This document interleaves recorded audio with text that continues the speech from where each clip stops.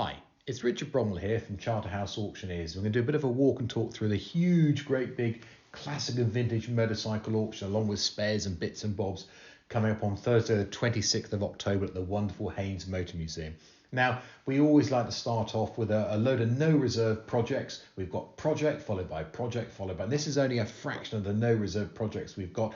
Quite like the bike there with the 8 handlebars, and of course the little Lambo as well, little Lambretta. This is a 1958 we dragged out of a garage near Bath, I think. Now those are all being sold without reserve. Certainly not a project is this lovely looking 1980 Rickman Kawasaki CR. This was awarded the best CR of the 2019 Rickman Day by the Rickman brothers themselves, so that is proper provenance for them there. Here we have the 1963, the BMW, the R69S. This is from a deceased estate up in London. We do like to travel far and wide. We can pick your bikes up as well. And purchased in 1995 and last used in 2019. So probably needing a bit of recommission work, but it's a good bike and sort of estimate on that round about the 10 to 13,000 pounds.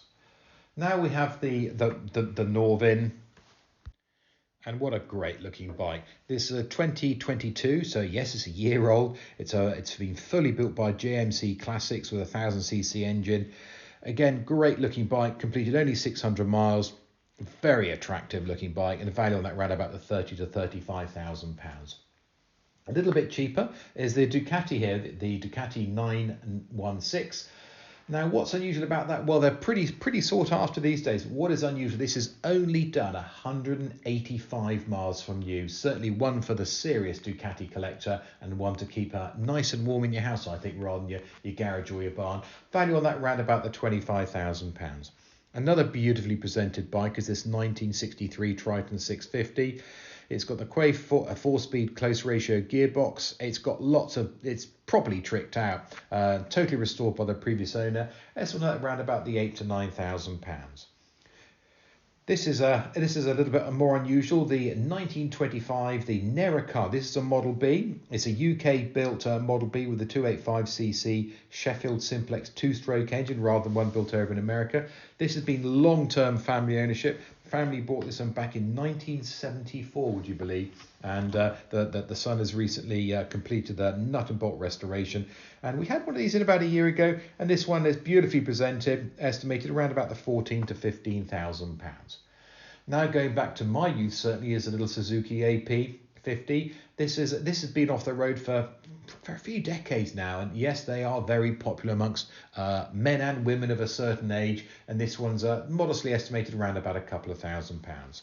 For a little more money is the pre-war, the 1937, the wonderful looking Brus Superior, the SS80, bought as a box of bits and lovely restored over a period of around about sort of 25 years, and this one's estimated around about the £65,000. Next up, also dug out of another garage, we've got the 1927, the Sunbeam Model 1. And again, it's got its VMCC dating letter. And also from the same stable as well, we've got the 1912, that's the oldest bike in the sale, the Coventry Premier. And it's got part of an engine to go with it.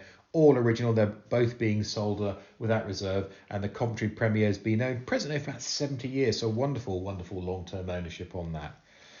Now back to a more modern bike again. This is a sort of circa 2012 Yamaha XF50. It's a giggle, and yes, it is a hoot. And this is being sold without reserve for charity. And the charity is Two Wheels for Life, which is a new part of Riders for Health, that I'm sure many of you will know about. It's been signed by several of the famous Yamaha factory riders and being sold one without reserve.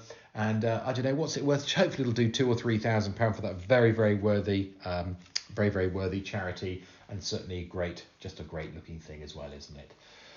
Another great looking bike is the 1951, the Vincent Black Shadow. This is a matching numbers bike, apart from the engine, which is brand spanking new. And the value on that, again, is quite sort of sensibly estimated. And a lot of interest. We had that actually up on our stand at Stafford. A lot of people came to have a look at it over there. And as usual, we've got lots of off-road bikes as well. We've got a Bultaco, followed by a Bultaco, followed by a Bultaco, and guess what? Followed by a Bultaco, and that's just a little group of Bultacos there. And yes, we have more Bultacos in the sale as well. Coming up next is the Bimota. It's the BS3, the first one imported into this country. Beautiful looking bike from the same owner as the Rickman CR1000, and the value on that is round about the sort of the 12 to 14,000 pounds.